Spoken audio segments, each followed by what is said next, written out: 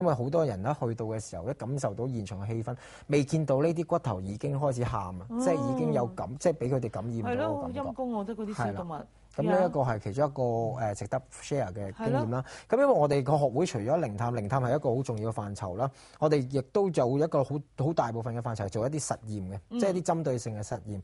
咁其中一個實驗咧就係喺舊年年頭做啦，就亦都係同動物有關嘅。因為我哋招唔到人嘅個案啊，我哋其實係想做回魂嘅一個測量。明白。係啦，即係人嘅回魂做唔到就。動物回魂，始終冇一個因為冇人會咁啊係，咁所以做實驗啫嘛，呢班人係啦，咁所以變咗咧，我哋就揾個，因為其實動物其實如果研究相信有動物靈魂嘅話咧，都係會相信動物係會回魂嘅，因為其實你養咗佢咁耐，佢都希望離開之前，好似你屋企人嚟㗎啦，再翻嚟隻狗隻貓係咯。咁我哋咧就按照一個好 typical 好典型計算人回魂嘅方法去計，就攞佢死嘅，即係嗰隻動物死嘅呢一個嘅時辰八字就去計。咁佢計完之後咧，就知道嗰日係朝頭早回魂嘅。咁我哋就有幅相可以同觀眾睇啦。咁就擺晒祭壇，上面有狗嘅中意食嘅嘢啦，亦都有人本身我哋人要 set 嘅，譬如鹹豬肉啊、鹹魚啊等等嘅嘢啦。咁就做一個回魂嘅過程，亦都燒咗一啲路錢啊等等嘅嘢。咁成個過程咧，大概10幾個鐘頭咧，我哋係攞住個 view cam 咧係拍住嘅，夜晚係有夜視功能嘅。係。咁拍到佢回魂嗰個時刻，梗係朝頭早7點到9點。喺夜晚喺7點到9點呢段時間，7點9到8點3呢段時間咧，我哋部機係冇任何喐動嘅情況之下咧，嗰半個鐘頭係突然間錄唔到，即係佢出現咗咯。就係嗰個呢個其中一個嘅有個可能性係例證啦。但係同一時間咧，其實因為嗰個嘅寵物嘅主人咧都好乖啊，佢就為咗配合呢個實驗咧，佢就匿埋喺個房入邊。咁佢冇出嚟嘅，咁我喺房入邊瞓緊覺嘅時候咧，喺嗰段時間咧就聽到個地下嗰個有爪聲，隻狗嘅聲，即係走。佢因為佢隻狗中意搲個地板啊，木地板嘅聲，同埋咧喺耳仔不停 V 嘅聲音。咁就喺間房入邊聽到。咁但係喺嗰段時間個 video 咧，其實又唔係錄唔到喎，係個 file 喺度，佢 download 落個電腦度亦都冇問題。但係一 play 嘅時候咧，就會由7點9一下就跳到8點3嗰個時間啦。即係唔見咗半個鐘頭，唔見咗半個鐘頭，但係個 file 喺度嘅，但係開唔到個 file。明白。即係其實，即係咁。如果係咁，即係話嗰個靈魂係存在㗎啦。嗰隻狗亦都有翻嚟同個主人 say goodbye 啦。嗱，呢個係用我哋嘅傳統嘅講法，係啦，一個例證。因為其實咧，我哋亦都我仲想問啊。咁有冇牛頭馬面帶佢翻嚟㗎？呢個就冇，呢個冇測量到，亦都冇記錄到。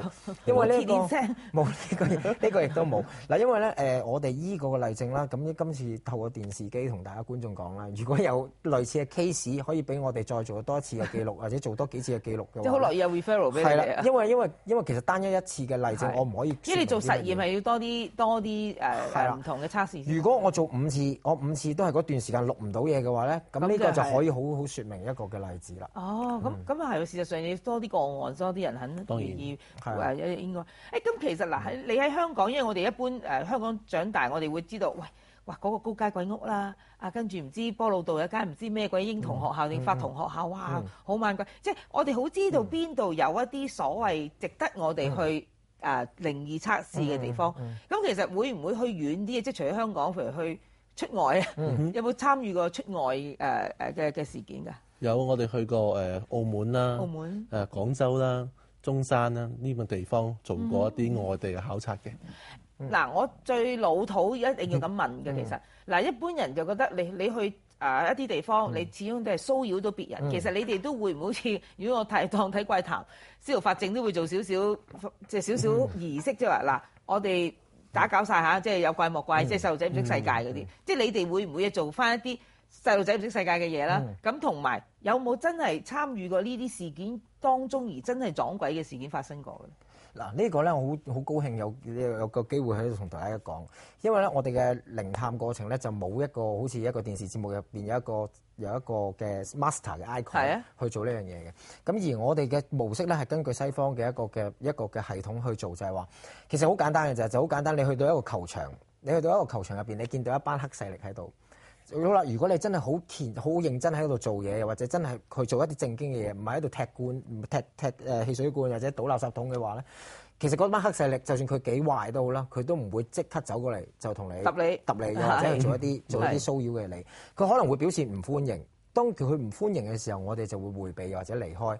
但係如果我哋其實大部分嘅時間咧，我哋會同佢先 say 個 hello，我哋會同佢講我哋嚟嘅目的係啲乜嘢，要做啲乜嘢，我哋保證唔係嚟挑釁，即係講明你有立場，係啦，講清楚晒，做實驗就冇任何宗教儀式嘅，係因為我哋嘅學會咧喺我哋嘅學會入邊有個專家團，因為我哋嘅專家團入邊咧係嚟自唔同宗教嘅專家都有，我哋有牧師啦，亦都有法科嘅師傅啦等等，咁變咗我哋唔會採用一個單一嘅宗教儀式，咁最 general 嘅儀式就係我同人打招呼啫嘛，係，因為如果我哋相信靈界係人死咗之後變成嘅話，我哋人嗰套禮儀其實都係 apply 到喺靈界上邊。到走嘅時候啦，咁可能會有少少唔同嘅地方，就係我哋做完晒成個活動啦，到走嘅時候咧，我哋亦都希望佢唔好跟住我哋離開，亦都希望佢哋去翻佢哋應該去嘅地方。